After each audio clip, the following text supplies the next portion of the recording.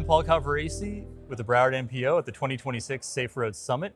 I'm joined by Commissioner Lisa Mallozzi of Cooper City. Hello. Hello. Also an NPO board member. And you've been coming to the Safe Roads Summit since they first started 13 years ago. Yes. So what keeps you coming back? Information. Incredible information. Every year I walk away with something new that I never would have learned if I didn't come to these sessions. And then I try and bring what I learn back to my city in whatever capacity possible. So what's something you've learned this year that you're excited to bring back to Cooper City? Did you know that autonomous vehicles cannot get a ticket? I did not.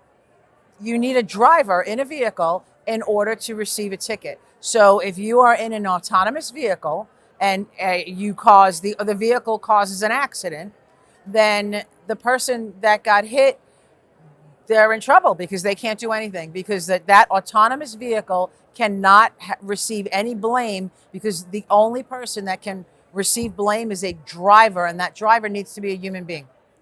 So you said you're going to bring that back to your city. Well, in that respect, I cannot. But I also learned that 18 to 25-year-old males are the highest statistic of not wearing seatbelts. Okay. And that alone is causing fatalities and more serious injuries.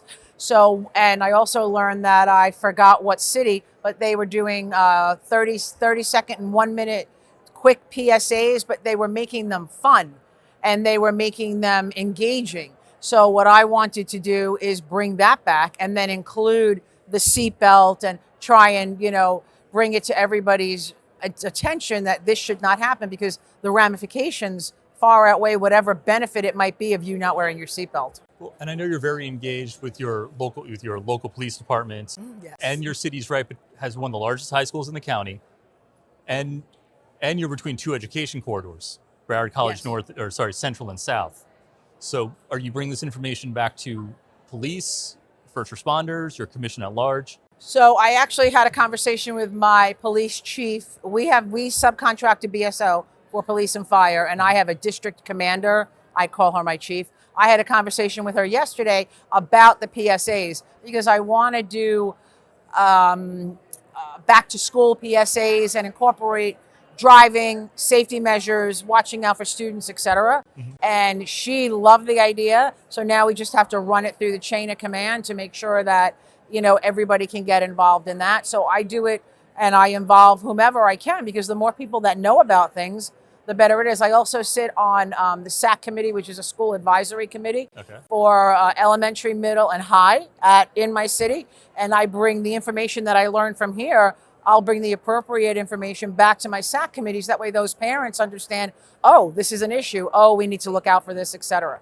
And what's the type of reception you get when you share that information with parents and members of the community? People love it. Okay. Because I don't bring back normal information. I bring back something that you would have never, like autonomous vehicles cannot get tickets. Who would have thought of that? So people were interested to hear that, and several people started looking it up and finding out additional information on that. One of the points that I brought up, and apparently there's an enormous legal battle, is if you have a Tesla and you have it in automatic. I don't have a Tesla, so there's a program where the car drives itself. I said, so why isn't that considered autonomous? And I was told that because there's someone in the car that can override that, then that driver is still at fault. But the reality is, you are in the Tesla and all of a sudden the Tesla veers. That's not your fault, and that might be beyond your control. So I'd like to see Tesla, or the programmers or what have you, have some response. And when we had seen that seminar on the autonomous vehicles, I grabbed the speaker and I said, what about the programmers? Because those autonomous vehicles are programmed to react.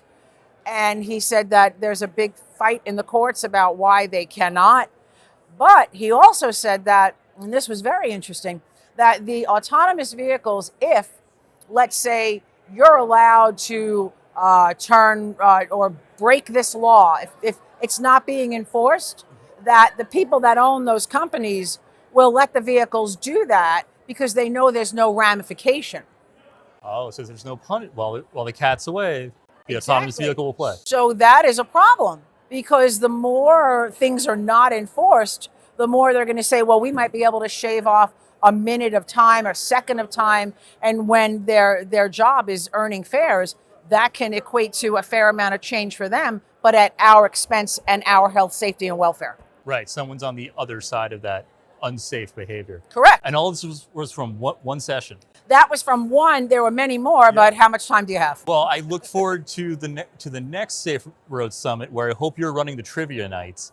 I'm okay. Everything that was talked about in our session. I can do that. So, Commissioner Mallozzi, thank you for joining us. Thank you for for joining us having at the 2026 Safe Road Summit.